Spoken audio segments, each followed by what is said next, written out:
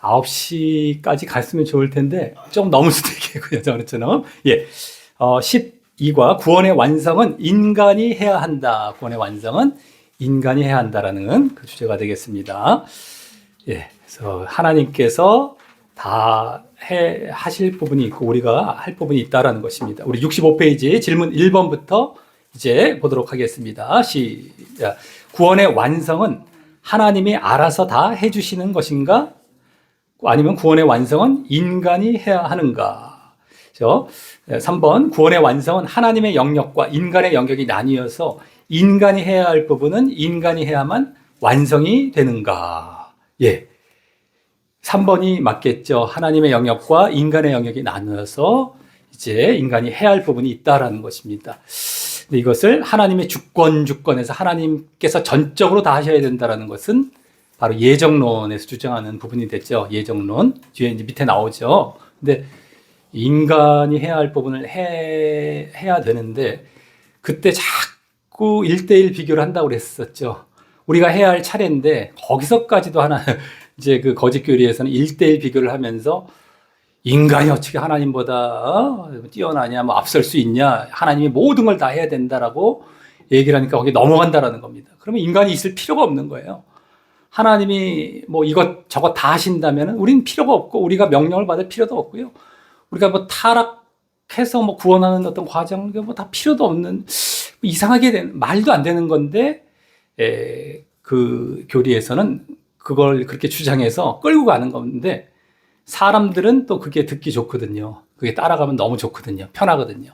그래서 쫓아가는데 편한 것이 다가 아니다라는 것, 좋은 게 다가 아니다는 것을 알아야 되겠다라고 하는 겁니다. 자, 1번 보겠습니다. 상당히 중요한 주제의 질문이다. 이 질문에 정확한 대답을 가지고 있지 않으면 천국 들어가는데 상당한 문제가 생길 수 있다가 되겠죠. 인자가 잘못된 것. 생길 수 있다. 왜냐하면 하나님이 다 알아서 해 주신다면 문제가 없는데 인간이 해야 할 부분이 있다면 심각한 문제가 아닐 수 없다. 인간이 완성해야 할 부분을 완성하지 못해서 구원을 놓친다면 어떻게 되겠는가? 분명히 우리가 해야 할 부분이 있는데 안 해서 구원이 놓쳐지는 겁니다. 구원이 이제 우리가 박탈되는, 구원을 못 받게 되는 겁니다. 그래서 이걸 잘 알아야 된다라는 것이죠. 그래서 2번, 하나님이 100%다 알아서 해주신다고 한다면 얼마나 좋겠는가? 너무너무 좋죠. 너무너무 좋죠. 우리는 그냥 좋잖아요. 근데 그게 거짓 안심이라는 것을 우리가 절대적으로 알아야 되겠습니다. 인간은 아무것도 하지 않아도 하나님이 구원을 완성시켜 주기 때문에 이보다 더 좋은 경우가 없다. 그래서 사람들이 수도 없이 쫓아가는 겁니다. 예정론 쫓아가고 말로는 하나님의 주권에서 하나님을 높이는 것처럼 보이죠. 하나님 주권 하면서 실체는 뭐라고 했어요? 하나님을 종삼는 겁니다. 내가 해야 할 부분에서까지도 하나님께 다 전가시키고 하나님께서 하셔야 된다고 하는 것은 하나님을 만홀히 여기고 우습게 여기고 하나님을 종삼는 거예요. 하나님을. 우리가 해야 할 거로 명령을 주시고 딱 던져주셨는데 그걸 그냥 하나님, 왜요? 하나님, 나는 하나님만 높이는 척 하면서 하나님을 종잡는 겁니다. 말로는 하나님 해요. 주인 삼는다. 하나님의 주권이 어쩌다 절대 주권이다. 막까지 얘기하면서 절대라는 걸 붙여놓죠. 우와! 이래요. 막 분위기가 그래요. 근데 실체를 보면은 종삼고 있는 거예요. 하나님을 우습게 여기고. 그것을, 분별을 잘 해야겠습니다. 자, 3번. 칼빈의 5대 교리는 인간 구원은 하나님이 모두 알아서 해주신다라고 본다. 그래서 5대 교리가 바로 이겁니다. 그래서 전적 타락. 원죄가 여기서 나오죠. 원죄를 갖고 인간은 무조건 다 타락했어. 전적으로. 모든 사람이 다 타락했어. 그래서 이 두 번째, 무조건적 선택을 할 수밖에 없어. 하나님이 누군가를 창세전에 예정을 선택을 하셔야 돼. 예정, 선택과 유기죠. 그겁니다. 무조건적. 왜냐면 자기 의지로 믿음도 못 갖는다는 거예요. 내가 믿을 수도 없다는 겁니다. 믿을 만한 의지조차 우리는 선함이 아무것도 없다. 그렇게 얘기를 해요. 타락을 해서. 그러니까 누군가 하나님에 의해서 억지로 무조건적으로 선택을 하지 않는 이상 우리는 누구도 구원받을 수 없다라는 교리가 전적 타락에서 나오는 거예요. 원죄 교리에서. 그래서 원죄가 없다라는 것을 지난번에 말씀을 드렸던 겁니다. 그게 그렇게 시작 전부터 이게 잘못된 겁니다. 자, 그 다음에 제한적 속죄. 그러니까 누구만 예정해서 선택을 했기 때문에 그들만 예수님이 속죄를 해주신다는 거예요.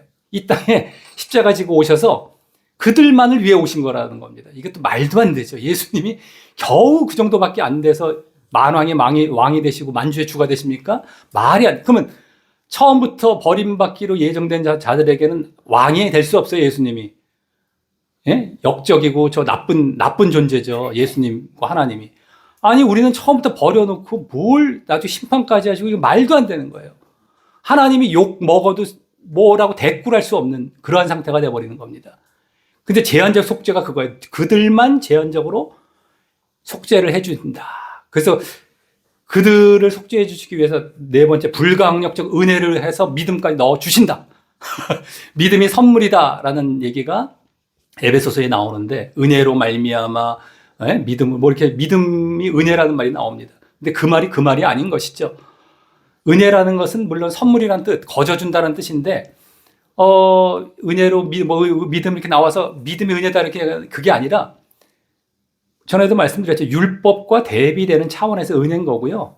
이제는 누구에게나, 율법은 유대인들에게만 주어졌던 한 민족, 조그만 민족에게만 주어졌던 것이지만, 모든 열방 가운데에 이제는 예수님을 믿음으로 말미암아 은혜의 법으로 들어왔다라는 그러한 차원입니다. 그래서 믿음이 은혜다라고 했을 때는 바로 그 차원이에요. 그래서 보통 율법과 대조해서 말할 때 믿음을 은혜라고 보통 말을 합니다. 그걸 갖고 말장난하죠. 그것도 선물이야. 은혜라는 건 선물이라는 뜻이고 믿음이 은혜이기 때문에 누구에게 억지로 넣어줘야 돼. 내가 믿는다고 믿는 거니 안 믿어져 이런다고요. 이거 절대 속지 마시기 바랍니다. 이 말 엄청나게 많이 해요. 이것도 내가 한다고 해? 하나님 해 주셔야지. 내가 믿는다고 믿어? 대표적인 거죠. 믿음을 주셔야지 내가 믿지. 난 절대 믿어지지도 않더라.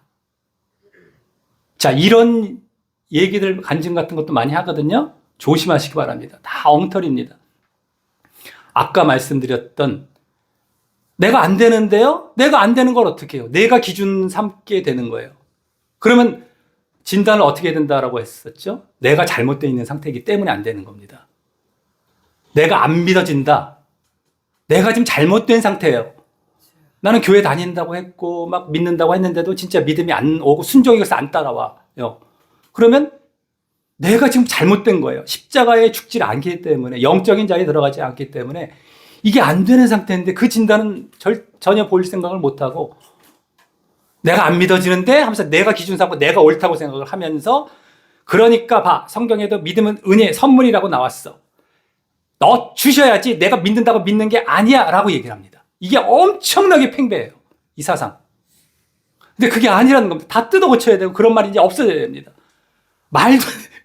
믿음이라는 게 뭐예요? 동사부터 시작을 하면 믿어라. 동사거든요. 움직여서 우리가 하는 거거든요.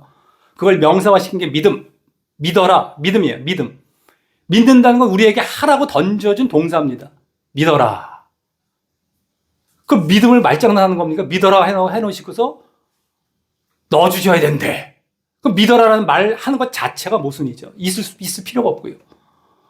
모토로 그런 과정들을 이상하게 복잡하게 거쳐갑니까? 그냥 믿음이란 말 자체가 없고 그냥 끝내죠, 다. 그러니까 창세전 예정으로 끝냈었어야 돼요. 그런 것도. 예수님이 돌아가실 필요도 없고 믿음을 넣어주실 필요도 없어요. 여기 지금 제한적 속죄가 예수님 돌아가신 거고 불가항력적 은혜가 믿음 차원이거든요. 이거 다 필요 없는 과정입니다. 그러니까 하다 보면 계속 모순이 생기고 말이 안 되는 자리에 들어오는데, 지금 은연중에 그 말들이 횡행을 하더라고요. 내가 한다고 하냐? 하나님이 해 주셔야지.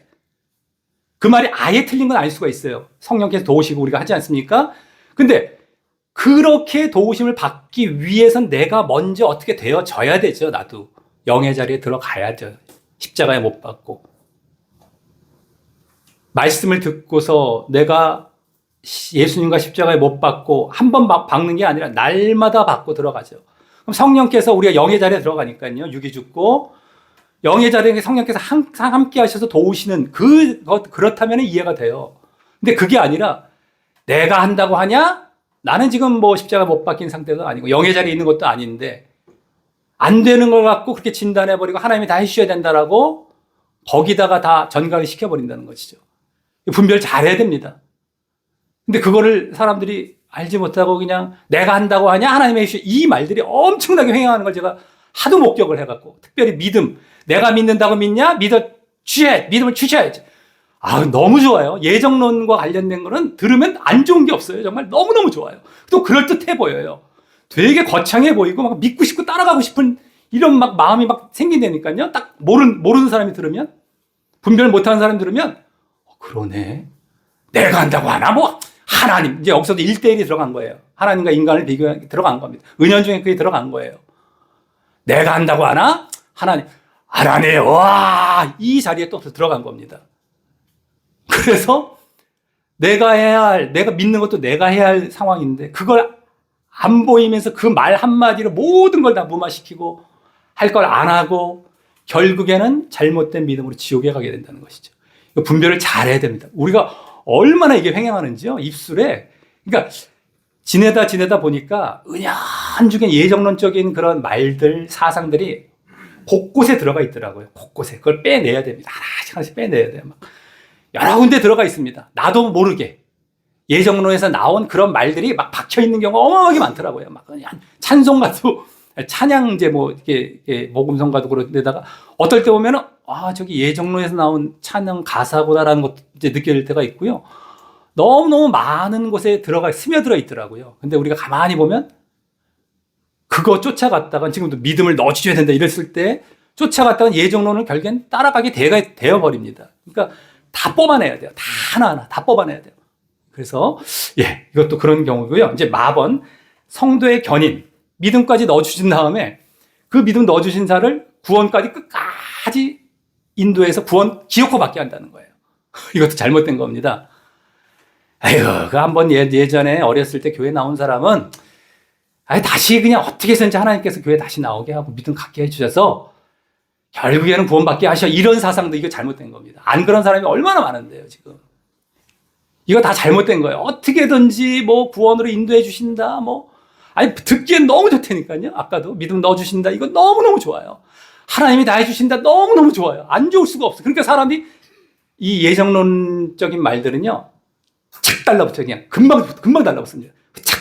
말을 하자마자 그걸 쫓아가는 속도가 착 달라붙게 쫓아가 버려요.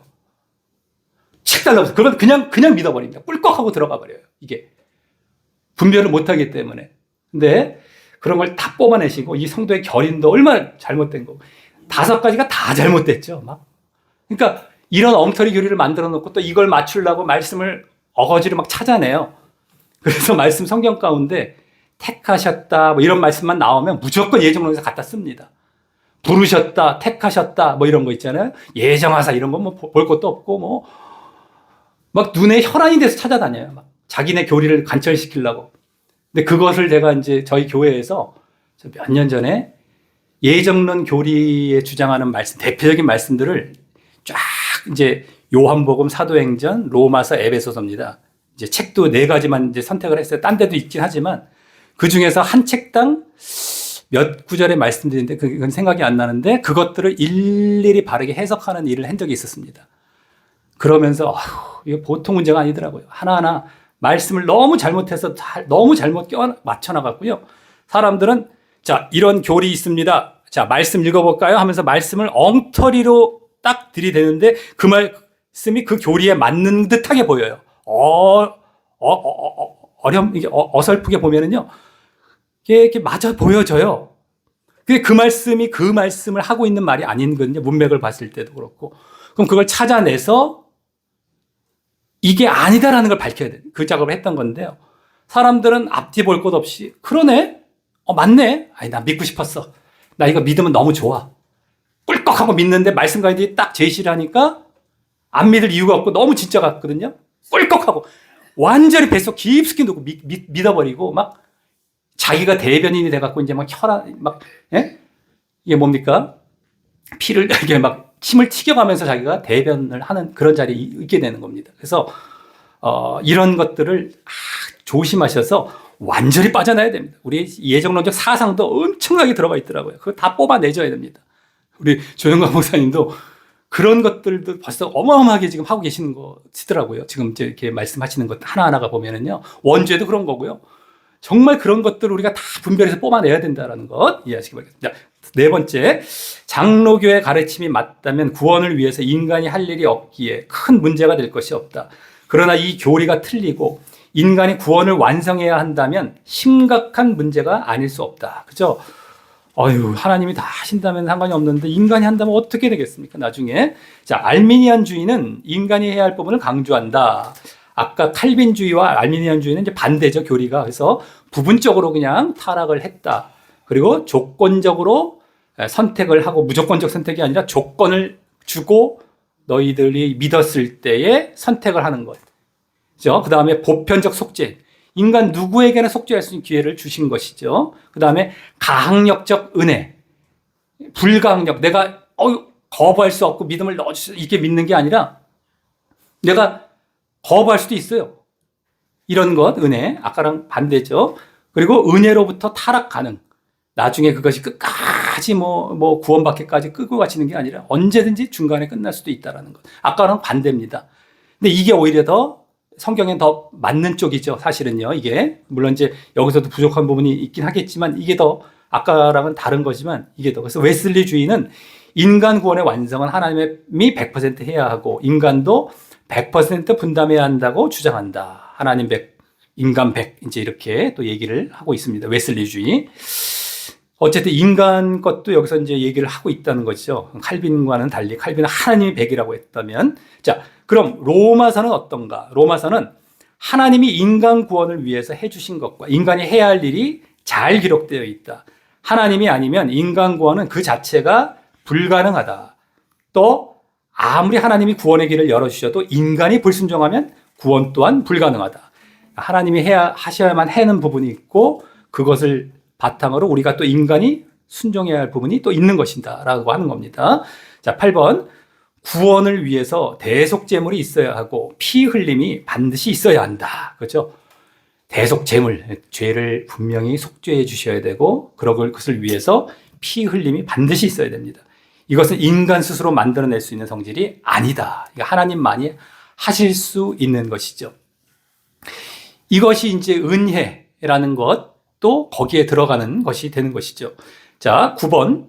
의인을 위하여 죽는 자가 쉽지 않고 선인을 위하여 용감히 죽는 자가 혹 있거니와 우리가 아직 죄인 되었을 때 그리스도께서 우리를 위하여 죽으심으로 하나님께서 우리에게 대한 자기의 사랑을 확증하셨느니라. 아멘. 예. 그리스도께서 우리를 위해 죽으셨다. 그래서 하나님께서 우리에 대한 사랑을 확증하셨다. 하나님만이 하실 수 있는 거고 그리스도의 죽으심, 예수님이 이 땅에 오셔서 하나님께서 육신의 몸을 입고 오셔서 속죄하는 부분이 있는 겁니다. 우리에게 속죄를 해주시는 부분은 아무도 대신할 수가 없어요. 당연하죠. 왜냐하면 남의 죄를 속죄한다는 것은 내가 죄가 없어야 되지 않습니까? 죄가 없는 존재, 인격적인 존재, 단번에 죄를 해결할 수 있는 존재는 하나님밖에 없으세요. 그러니까 하나님이 유일하신 분이신데 또 죄의 대가인 죽음을 죽어야 되지 않습니까? 죄를 대가는 죽음이었기 때문에 인간의 죽음이 그때 그렇게 왔지 않습니까? 죽음을 죽어 주셔야 되기 때문에 인간의 몸을 입어야 되는 거죠.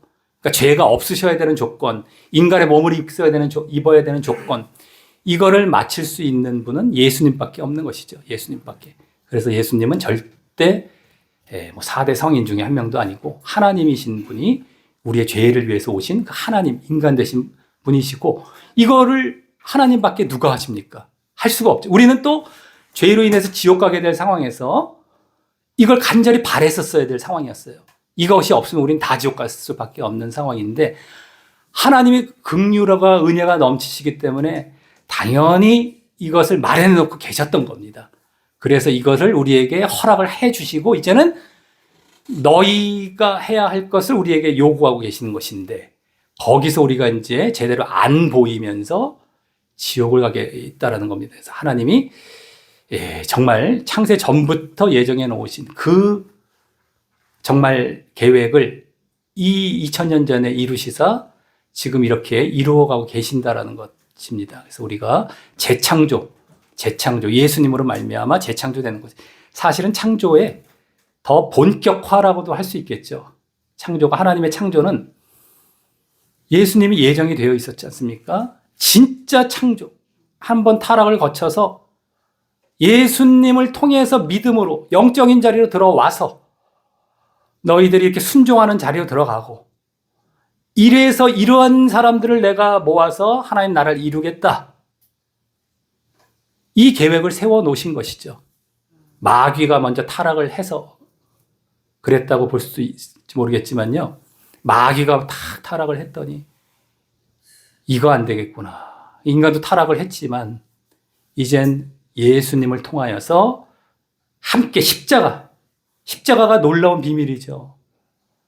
십자가로 예수님이 죽으셨지만 우리도 죽어야만 영의 자리에 들어가는 겁니다. 우리의 죄를 속죄해 주시지만 그것뿐만 아니라 내가 함께 죽어서 영의 자리에 들어가는 겁니다. 십자가. 그 사건을 거쳐서 이젠 순종의 종, 의의 종, 하나님의 종이 되는 거예요. 그래서 그런 자들로 이루어질 하나님의 나라, 하나님의 백성, 이스라엘, 새 이스라엘이라고 하죠. 새 이스라엘. 그리고 하나님의 아들들 뭐 여러 가지 있지만 교회라고도 하고요. 영적 이스라엘.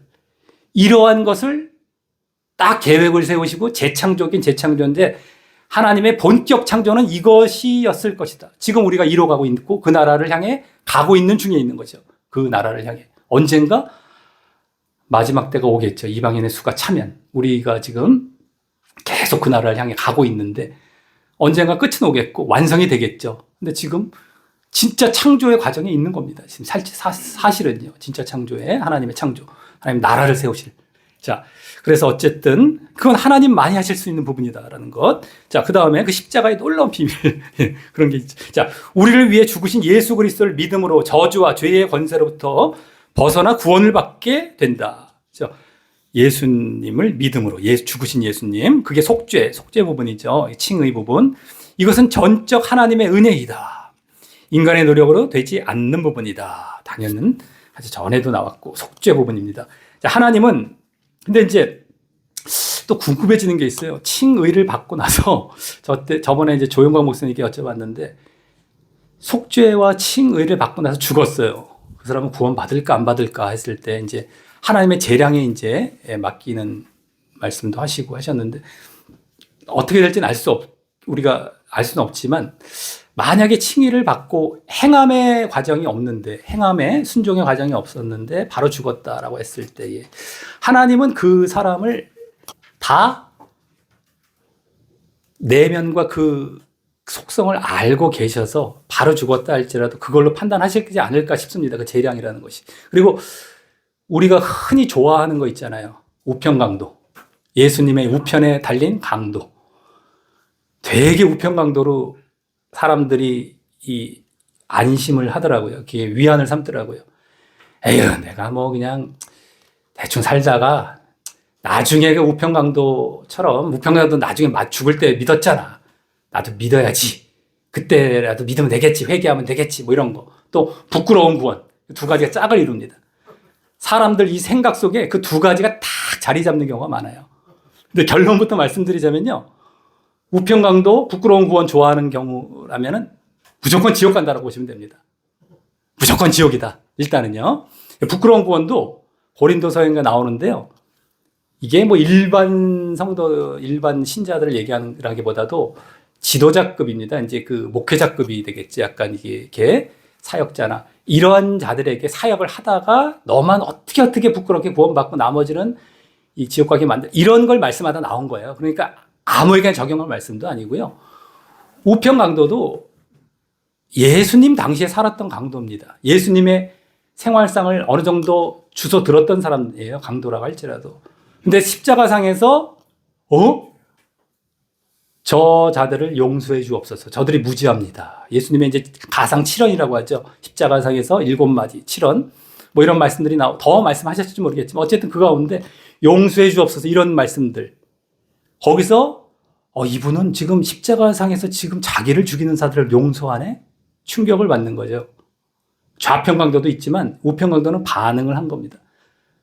이분이 속죄하실 분인가 보다 정말. 근데 아버지여라고 했어요. 아버지요. 정말 하나님의 아들인가? 그 다음에 너가 그리스도여든 내려와봐! 사람들이 막 그랬거든요. 정말 그리스도가 맞나 보다. 이런 거부터 해서 결국엔 믿음이 들어갔죠. 그러면서 좌편 강도에게 그랬죠. 동일한 정죄를 받고도 하나님을 두려워하지 않느냐 너. 하나님의 심판을 이제 이 말을 합니다. 이게 대단한 얘기예요. 심판. 하나님을 두려워하지 않느냐. 내세에 심판이 있을 것을 고백했다는 건 엄청난 믿음이 들어갔다는 겁니다. 우리는 우리가 받을 상당한 보응을 받는 거니와 이 회개의 단계죠. 믿음과 회개를 다 보이고 있어요. 저 사람은 옳지 않은 것이 없다. 대변까지 해줍니다. 이게 회개의 열매입니다. 그러니까 믿음과 회개와 회개의 열매가 그 자리에서 다 이루어지고 있어요. 그리고 아버지요,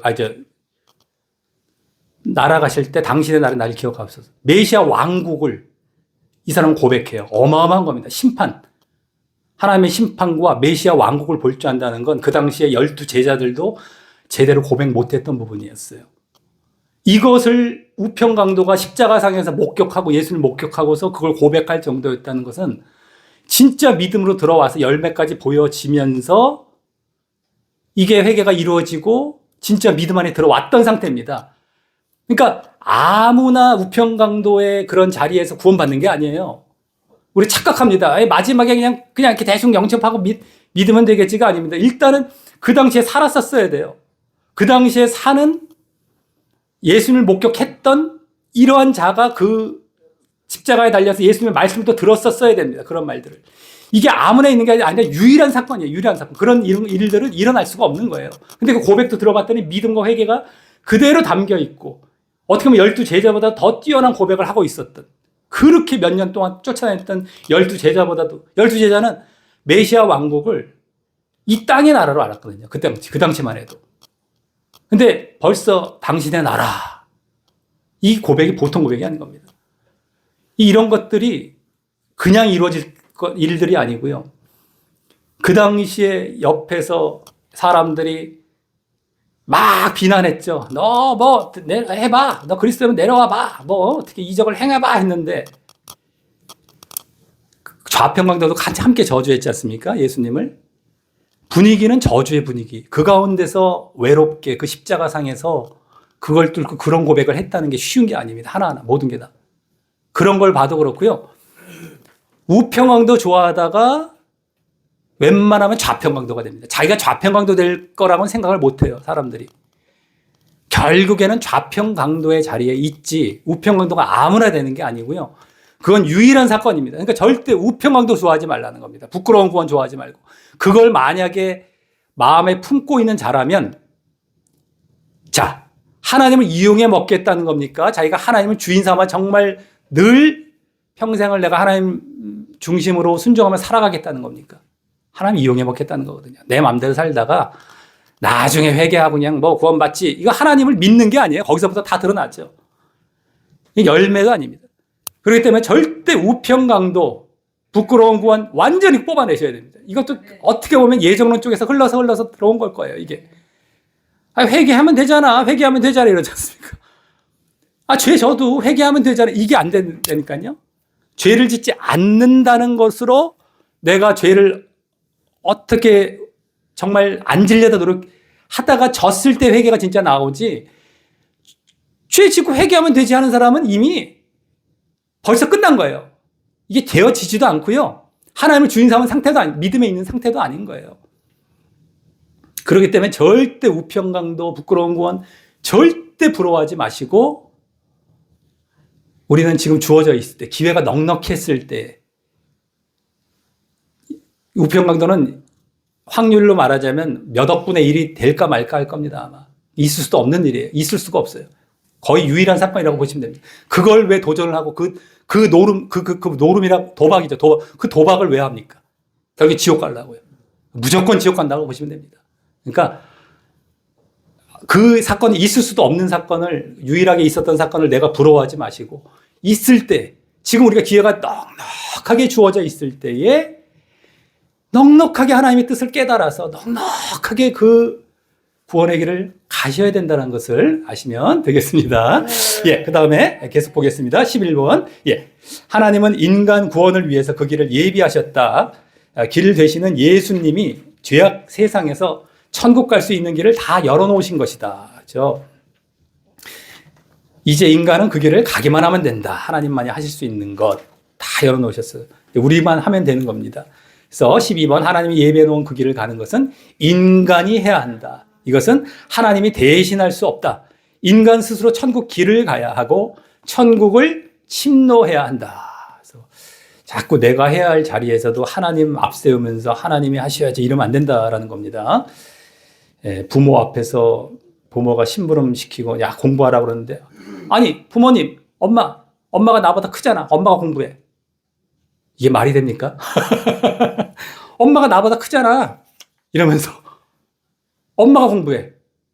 이런 논리를 펴고 있는 시기입니다. 지금 하나님이 하셔야지 이런 것들은 내가 할 차례예요. 내가 할 수밖에 나만 남았어요. 이제 내가 해야만 되는 상황인데 그걸 자꾸 거기다가 떠넘기고 말도 안 되는 논리를 갖고서 나는 하나님을 높인 것처럼 엄마를 높인 것처럼 엄마가 높잖아.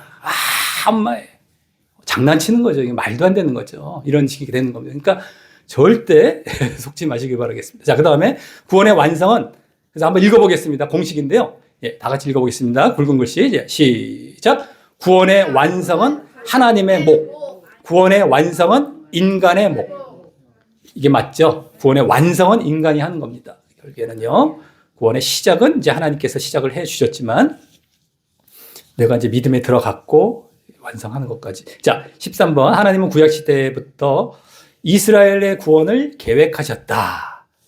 이게 이제 상대적 예정, 조건적 예정이 됐죠. 지난번에 봤던 이스라엘의 구원을 계획하셨다. 예정하셨다. 선지자들을 통하여 이스라엘을 구원하려고 하였다. 예수님이 친히 이 땅에 오셔서 복음을 전하셨다. 하지만 거부하였다. 거부하면 하나님도 어떻게 하실 방법이 없다.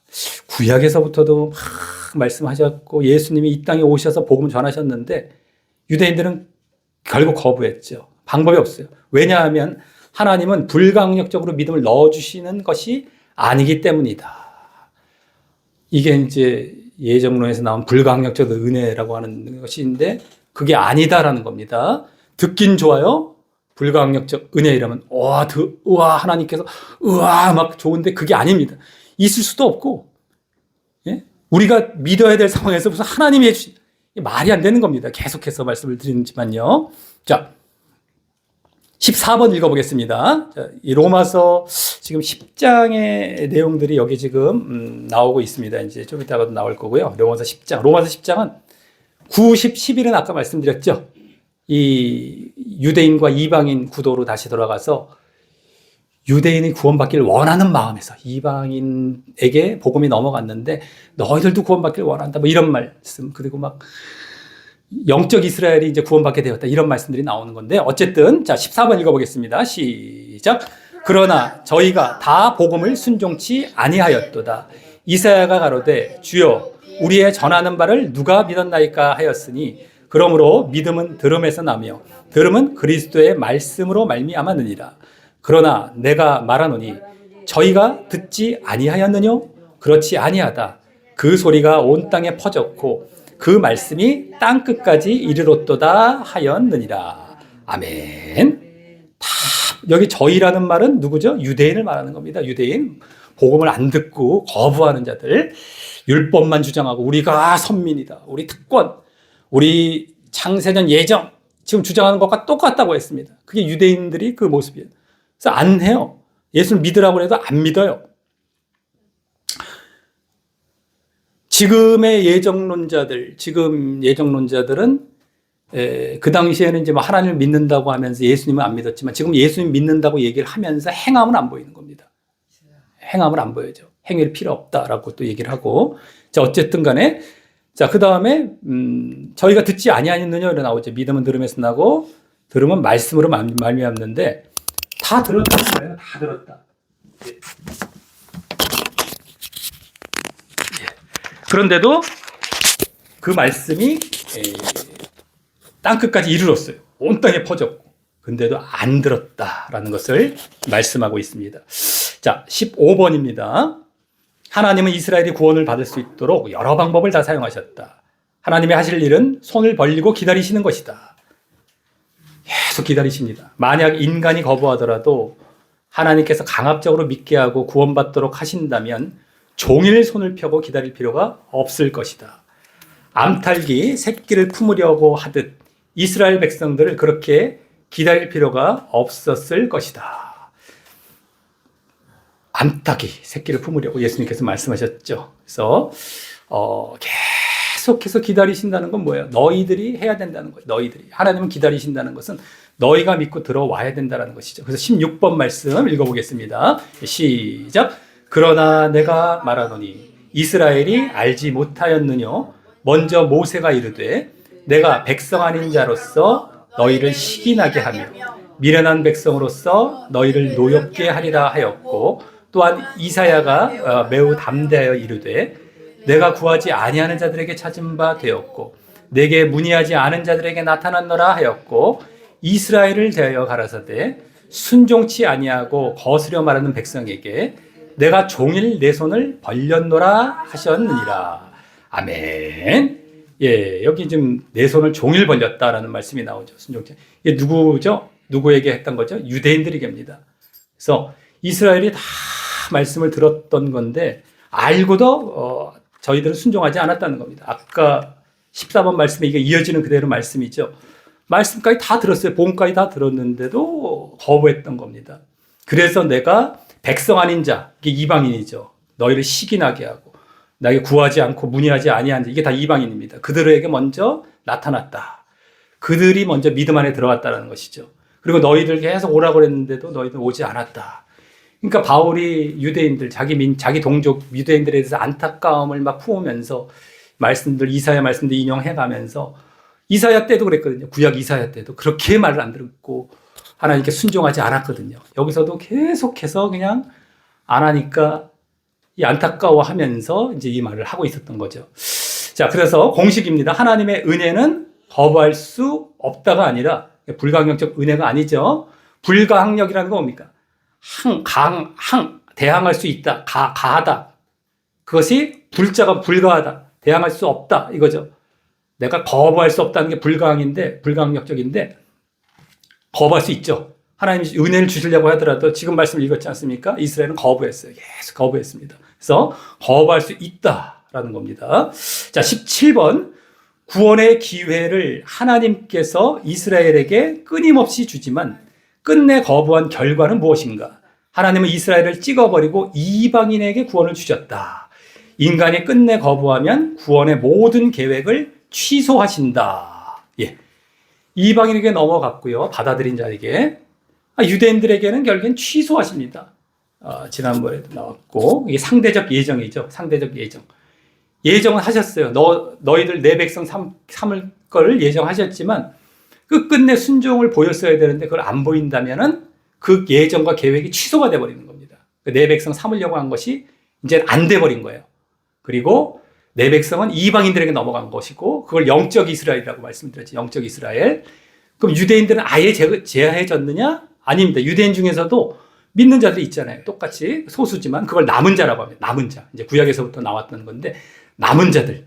구약에서는 바벨론 포로에서 이제 귀환해서 이렇게 회개하고 다시 돌아온 자들을 남은 자라고 했고요. 여기서도 마찬가지입니다. 이제 남은 자들. 그 말씀을 인용해서 바울이 유대인 중에서 남은 자가 영적 이스라엘에 들어가는 것이고, 이방인들이 영적 이스라엘 자리에 이제 들어가게 된 겁니다. 이들은 거부했기 때문에. 그래서 누구든 간에 거부할 수 있고, 그래서 내가 삼으려고 해도 상대적으로, 조건적으로 이 조건을 자기가 결국에는 이행을 안 했어요. 그럼 탈락이 되는 겁니다. 자, 그래서 이렇게 됐다라는 것. 자, 18번입니다. 불가항력적 은혜 교리는 로마서에서 찾아볼 수 없다. 나는 대항할 수 없다라는 것. 그래서 그냥 무조건 내가 믿어질 수밖에 없다라는 게 없는 그런 거 없어요. 내가 언제든지 거부하고 안 믿을 수 있다는 겁니다. 자, 오히려 인간은 거부할 수 있고 그 거부로 인하여 지옥 심판으로 나아가고 있음을 교회는 가르쳐야 한다. 불가항력적 은혜 교리 때문에 수많은 영혼을 지옥으로 보내고 있다. 아까 믿음도 넣어주신다. 끝까지 구원받게 하신다. 너무 좋잖아요. 들어보면은요. 사람들이 너무 많이 그걸 쫓아간다니까요. 참, 그 쉽고 좋은 것들은 마귀들이 가만 놔둘 리가 없는데, 그거를 아니나 다를까 이미 교회에 다 심겨놨고 그것이 퍼져갔고, 그럼 이런 현상이 지금 현대에만 있을까요? 100년 전에 어땠을까요? 똑같습니다. 200년 전도 마찬가지고요. 500년 전도 마찬가지고, 똑같이 2000년 전으로 넘어가면 어때? 유대인들, 바리새인들 똑같은 거예요. 똑같은 거. 선민사상 같고 예정론이라는 어떤 사상만 바뀌었다 뿐이지 그런 어떤 이름만 바뀌었다 뿐이지 똑같습니다. 지금도 사실 우리 조영광 목사님께서 중국의 선교가 막 됐다고 했지 않습니까? 1억 명이 막 믿고 했는데 거기를 가만히 들여다봤더니만 칼빈 교리가 꽉 잡고 있더라. 이 칼빈 예정론. 그러니까 지금까지도 수많은 사람들이 그걸 쫓아가고 있고 예전도 똑같았고 마귀는 그걸 안 놔둔단 말이죠. 그 교리를 어떻게든지 간에 이게 들어갈 수 있도록 결국엔 심어놓고요. 그걸 붙들게 만들어 놓고 들으면 너무 좋아요. 이걸 안 좋아할 수가 없다니까요. 오히려 이걸 거부하면 아까 말씀드렸죠. 각박해 보이고 째째 보입니다. 아니 하나님이 다 하시는데 그걸 왜 거부해? 되게 째째 보이잖아요. 인간과 하나님과 1대1로 비교해버리면 막 거기서 창피해지는 느낌이 들어요. 막 이렇게 막 창피해질랑 말랑 합니다. 그러니까 그걸 못 견디고 그런가 하고도 넘어가기도 해요. 절대 하지만 그게 아니다라는 겁니다. 우리가 분위기나 이런 창피함이나 이런 걸로 따져서는 절대 안 됩니다. 진리가 아니고 바른 말씀이 아니라면 그런 걸 딱 받아 쳐버려야 되는데 당장 현장에 들어가서 좀 다수의 사람들이 그걸 주장해버리면 나도 창피해서 그걸 쫓아가기 쉽다니까요. 근데 그때도 끝까지 그게 아니라 고집할 수 있는 자리까지 나아가는 우리 모두가 되시길 바라겠습니다. 19번 말씀 한번 읽어보겠습니다. 이제 여기 남은 자가 나오네요. 이스라엘 가운데 남은 자. 19번입니다. 시작. 또 이사야가 이스라엘에 관하여 외치되 이스라엘 뭇 자손의 수가 비록 바다의 모래 같을지라도 남은 자만 구원을 얻으리니 주께서 땅 위에서 그 말씀을 이루사 필하시고 끝내시리라 하셨느니라. 아멘. 이사야가 구약의 이사야죠. 그때도 벌써 이스라엘에 많은 사람이 있어도 남은 자만 구원을 얻을 것이다 라고 이 남은 자 사상이 이사야서에서 제일 많이 나옵니다. 구약의 다른 선지서들도 많이 나오는데 이사야서가 가장 강해요. 그걸 이제 바울이 인용을 했죠. 로마서에서 지금 9장. 주께서 땅 위에서 그 말씀을 이루사 필하시고 끝내시리라. 그래서 남은 자만, 이스라엘 가운데서는 이와 같이 소수만 이제 구원을 받는다. 그래서 남은 자도 그 뒤에 나옵니다. 공식 그대로 읽어보겠습니다. 남은 자는 미리 예정되었기에 우상 숭배를 안 했던 자다. 아니면 끝까지 믿음의 절개를 지켰기에 남았다. 두 번째죠. 자기가 믿음을 보였기 때문에 남은 자에 들어간 거죠. 소수의 남은 자. 근데 미리 예정되었기에 우상 숭배 안 한 것이 예정이 아닙니다. 그래서 렘넌트, 남은 자를 영어로 렘넌트라고 해서 어떤 그 교회에서는 렘넌트 사상 막 이렇게 얘기도 하는데 남은 자. 소수의 믿는 자, 지금 현대의 남은 자와 같은 우리의 신앙을 또 가져야 될 것입니다. 정말 사람들이 많이 다 지금 잘못된 길로 갈 때에 우리는 거기서 벗어나는 그런 또 모습으로서의 남은 자가 또 돼야 되겠죠. 자, 그 다음 20번. 로마서의 남은 자는 하나님이 예정해서 남겨둔 자가 아니라 말씀을 듣고 결단하여 하나님의 말씀대로 사는 자들이다. 예정이 아닙니다. 내가 말씀에 순종하는 자가 남은 자가 된 겁니다. 하나님께서 그런 자만 구원시키시고 나머지는 구원시키고 싶어도 시킬 수 없으셨던 것이다. 이겁니다. 그래서 내가 해야 된다는 것. 자, 구원의 조건은 필요 조건과 충분 조건이 있다. 필요 조건은 우리 죄를 사해 주시는 예수 그리스도의 십자가다. 예수님이 필수적으로 하셨어야만 하는 필요 조건이 있습니다. 근데 충분 조건은 그걸 이제 완성을 시키는 것이죠. 충분하게 만든 겁니다. 필요한 것뿐만 아니라 충분한 것. 그러니까 수학에서 필요 조건, 충분 조건 나올 때 충분 조건 쪽으로 이게 뭐죠? 이게 더 크다고 보잖아요. 충분 조건. 어쨌든 이게 완성이 되는 거예요. 근데 인간이 예수를 믿고 속죄함을 받은 뒤에 그 다음에 십계명과 또 율법을 지키며 믿고 칭의와 이게 성화인데 십계명과 율법을 지키며 인격과 신앙이 예수님처럼 되어서 완전 성화를 이루는 것. 이것이 충분 조건입니다. 예수님께서, 하나님께서 해주신 필요 조건, 충분 조건이 있어야 되겠습니다. 자, 구원은 필요 조건 더하기 충분 조건이 없을 때는 구원이 실패되고 있을 때는 구원이 완성이 되는 겁니다. 우리의 모습이 반드시 있어야 되고 완성을 해야 되겠다라고 하는 겁니다. 자, 결론입니다. 구원의 완성을 이루려면 먼저 하나님이 죄인을 위해 속죄의 길을 마련해 주셔야 한다. 이것은 하나님의 몫이다. 속죄 쪽은 하나님만 하실 수 있죠. 4번, 인간은 예수 그리스도를 믿고 속죄를 받아야 한다. 믿음이죠. 우리가 해야 될 일. 그래서 하나님이 이루어 놓은 공로를 값없이 받는 것이다. 그렇죠. 이걸 받는 것, 값없이 받는 것입니다. 자, 그 다음에 속죄받은 인간이 그 다음으로 해야 하는 일이 중요하다. 하나님이 이루어 놓은 구원을 인간이 완성시켜 나아가야 한다. 완성은 우리가 이제 해 나가는 겁니다. 인간 스스로 죄를 완전히 끊고 완전 성화를 이루어야 한다. 이것은 하나님이 대신해 주지 않으신다. 우리가 해야 할 일의 요약이라고 할 수 있는 건 완전 성화입니다. 완전 성화. 우리가 해야 할 일. 그 다음 마번도 마찬가지예요. 인간 스스로 율법을 완성해야 된다. 율법을 완성, 십계명을 지키고 이것은 하나님이 대신해 주실 수 없는 것이다. 율법 완성, 지키는 것, 순종, 행함 이런 것. 그 다음에 바번, 인간 스스로 천국의 알곡으로 준비되어야 한다. 알곡입니다. 알곡. 이것은 하나님이 대신해 주지 않는다. 농부가 곡식이 자랄수록 환경을 만들어주기는 하지만 도와주시긴 하시죠. 직접 알곡을 만들 수는 없다. 환경을 만들어주시고 우리를 도와주시긴 하시지만 직접 알곡이 하시지는 않습니다. 그래서 알곡으로 준비되어야 되는데 알곡의 그 알맹이는 뭐가 되겠습니까? 완전 성화, 순종, 행함, 성화 이런 거죠. 그래서 완전 성화, 완전 그리고 행함, 순종 같은 차원인데 이것이 있는 것이 알곡 딱 들어찬 지금 곡식이고 이것이 없는 건 가라지, 껍데기, 겨와 같은 겁니다. 그래서 우리가 알곡만 천국 들어간다는 것을 아시고 우리의 구원을 이제 우리가 완성하는 모습으로서의 행함, 믿음 안에 들어왔던 것부터 해서 행함이 그 핵심입니다. 핵심. 그래서 절대 행함과 순종은 우리의 최종적인 우리의 가야 할 신앙의 길이다라는 것.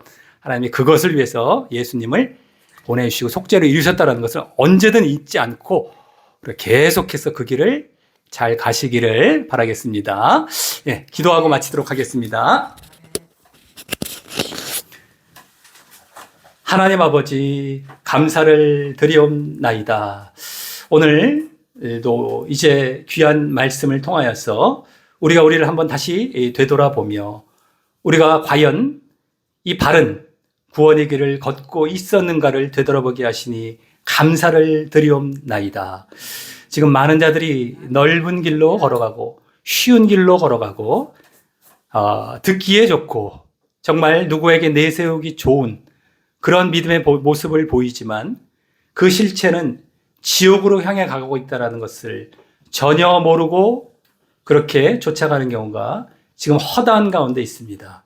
우리가 믿음의 길을 걸어간다는 것은 정말 자기 십자가를 지고 거듭난 이제 다시 태어난 그러한 영적으로 다시 태어난 모습으로 정말 늘 의의 길, 거룩의 길, 순종의 길, 행함의 길, 완전 성화의 길을 가야 한다라는 사실을 한시도 잊지 않게 하여 주시옵고 거기서 벗어나고 그것을 행하지 않고 정말 너무 먼 길을 걸어왔기에 다시 돌아가기가 어려워서 거짓 교리와 거짓 가르침을 붙들고 거짓 안심에 빠져서 그 헛된 가르침에 빠져서 그걸 붙들다간 결국엔 지옥으로 갈 수밖에 없음에도 자기들도 언젠가는 한 번씩 깨달을 수 있을 텐데도 억지로 무마시키며 그것을 끝까지 붙들고 지옥을 향해 가는 이런 어리석은 우리의 모습이 되지 않게 하여 주시옵고 정말 진정 기회가 있을 때에 지금 많은 자들이 구원을 받는 게 아니다라고 말씀하셨듯이 사람들은 쉬운 길, 적당히 하는 길 쫓아가고 있는 이러한 상황 가운데 이제 나 한 사람이라도 우리 한 사람이라도 정말 그 구원의 자리에 들어가는 이것이 인생에서 남는 것이 이거밖에 없다라는 것을 알고 정말 지혜롭고 정말 내가 인생을 제대로 살았고 영원히 후회하지 않는 그 길을 걸어가는 우리 모두와 각자가 되어질 수 있도록 우리가 더욱더욱 다짐하고 힘쓰고 애쓰려 할 때에 주님 늘 함께 하시고 역사하시고 인도하여 주시옵소서. 모든 감사와 영광 주님께 올려드리오며 예수님 이름으로 기도드렸사옵나이다. 아멘.